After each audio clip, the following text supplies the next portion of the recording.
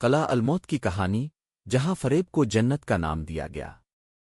حسن بن صبا تاریخ کی ایک ایسی شخصیت ہے جس نے اپنی ذہانت، چالاکی اور فریب کے ذریعے ایک ایسا فرقہ قائم کیا جس نے کئی صدیوں تک خوف اور دہشت کا راج قائم رکھا۔ حسن بن صبا، جو ایک وقت میں ایک عام انسان تھا، اپنی شاطر حکمت عملیوں اور مذہبی عقائد کو استعمال کرتے ہوئے ایک ایسے فرقے کا بانی بن گیا جو نہ صرف اپنے دور میں بلکہ آج بھی تاریخ کے صفحات میں زندہ ہے۔ طوفان میں پیش گوئی۔ حسن بن صبا کی کہانی کا ایک اہم موڑ وہ وقت تھا جب وہ ایک بحری سفر پر تھا۔ جب طوفان آیا اور سب لوگ گھبرا گئے تو حسن ایک کونے میں سکون سے بیٹھا رہا۔ جب لوگوں نے اس سے اتنی بے فکری کی وجہ پوچھی تو اس نے کہا، یہ طوفان تھم جائے گا، کشتی کو کچھ نہیں ہوگا۔ کچھ دیر بعد طوفان واقعی تھم گیا اور کشتی محفوظ رہی۔ یہ حسن کی پہلی چالاکی تھی۔ اس کے بعد لوگوں نے اسے ایک پہنچا ہوا بزرگ سمجھ لیا اور وہ ان کا رہنما بن گیا۔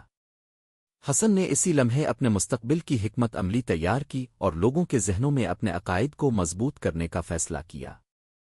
قلعہ الموت، ایک مصنوعی جنت کا قیام اپنی مقبولیت اور لوگوں کے اعتماد کو استعمال کرتے ہوئے حسن بن صبا نے ایران کے شمالی علاقے میں واقع قلعہ الموت پر قبضہ کر لیا۔ قلعہ الموت ایک قدرتی طور پر محفوظ اور ناقابل تسخیر قلعہ تھا جو حسن کے منصوبے کے لیے ایک مثالی مرکز ثابت ہوا۔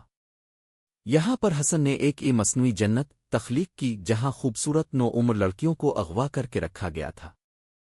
اس جنت کو ایسا ترتیب دیا گیا تھا کہ نئے شامل ہونے والے مریدوں کو یہ یقین دلایا جاتا تھا کہ وہ واقعی جنت میں ہے، اور یہ کہ حسن بن صبا ہی انہیں جنت تک لے جا سکتا ہے۔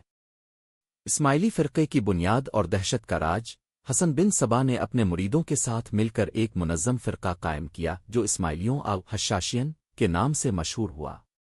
یہ فرقہ اپنے دور کے سلجوقیوں اور دیگر حکمرانوں کے لیے ایک بڑا خطرہ بن گیا۔ حسن بن صبا اور اس کے مریدوں نے اپنے مقاصد حاصل کرنے کے لیے خوفناک حربے اپنائے جن میں اغوا، قتل اور سیاسی قتل شامل تھے۔ اس فرقے نے وقت کے کئی اہم علماء، وزراء اور حکمرانوں کو قتل کیا اور اس کے عوض بھاری رقوم وصول کیں۔ اس نے ایک ایسا خوفناک نظام قائم کیا جو کئی دہائیوں تک جاری رہا۔ حسن بن صبا کی چالاکی اور اس کا اختتام۔ حسن بن صبا کی چالاکی کی سب سے بڑی مثال وہی طوفان میں کی گئی پیشگوئی تھی۔ جب اس کے ایک پرانے ساتھی نے اس سے پوچھا کہ اسے کیسے یقین تھا کہ کشتی نہیں ڈوبے گی تو حسن نے مسکراتے ہوئے جواب دیا، میں نے بس یوں ہی کہہ دیا تھا کیونکہ اگر کشتی ڈوب جاتی تو کوئی بھی زندہ نہیں بچتا، اور اگر بچ جاتی تو میں ان سب کا پیر بن جاتا۔ اس ایک جملے میں حسن بن صبا کی فریب کاری اور ذہانت کا راز چھپا ہوا ہے۔ اسماعیلی فرقے کا اختتام اس وقت ہوا جب ہلاکو خان کے منگول لشکر نے 1256 میں قلعہ الموت پر حملہ کر کے اسے فتح کر لیا۔ اس کے بعد یہ فرقہ بکھر گیا اور حسن بن صبا اور اس کے جانشینوں کی دہشت کا راج ختم ہو گیا۔